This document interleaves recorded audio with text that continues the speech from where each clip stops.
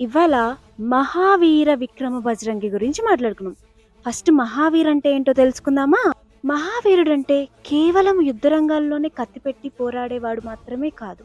జీవితంలో కష్ట సమస్యల్ని, మనసులోని భయాల్ని, అలానే మోహాల్ని జయించటమే నిజమైన ధైర్యం. వీరత్వానికి 5 రూపాలు: రణవీరు, దానవీరు, దయావీరు, ధర్మవీరు, త్యాగవీరు. ఇవన్నీ కలిపి ఒకే వ్యక్తిలో ఉండడం చాలా అరుదు.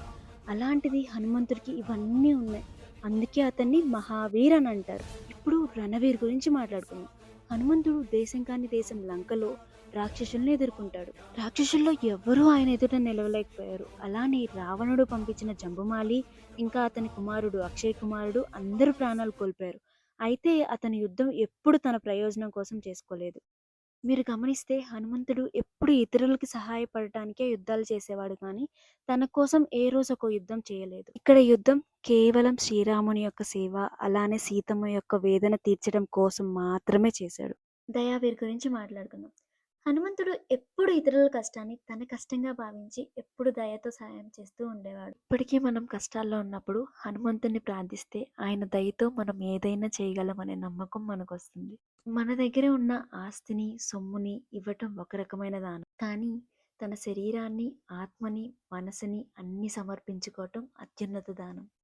హనుమంతుడు రాముణ్ణి కలిసిన దగ్గర నుండి తన మొత్తం జీవితం రాముని యొక్క సేవకే అంకితం చేసుకున్నాడు. అందుకే దానవీరుడు అని అంటాడు.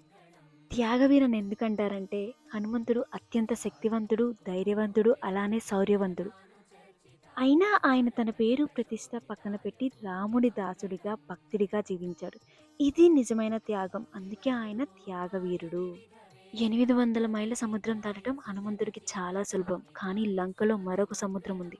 అది మోహాల సముద్రం. అక్కడ బంగారు గోపురాలు, అందమైన అప్సరసలు, ఇవన్నీ చూస్తే ఎవరి మనసైనా తడబడిపోతుంది.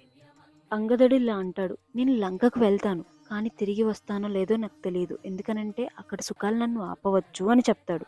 కానీ హనుమంతుడికి ఒక్కటే లక్ష్యం: రామకార్యం. అందుకే ఏ మోహాలు ఆయన్ని మైమర్చలేకపోయాయి. అందుకే హనుమంతుడిని ధర్మవీర్ అని అంటారు. నెక్స్ట్ పార్ట్లో కథను కంటిన్యూ చేద్దాం.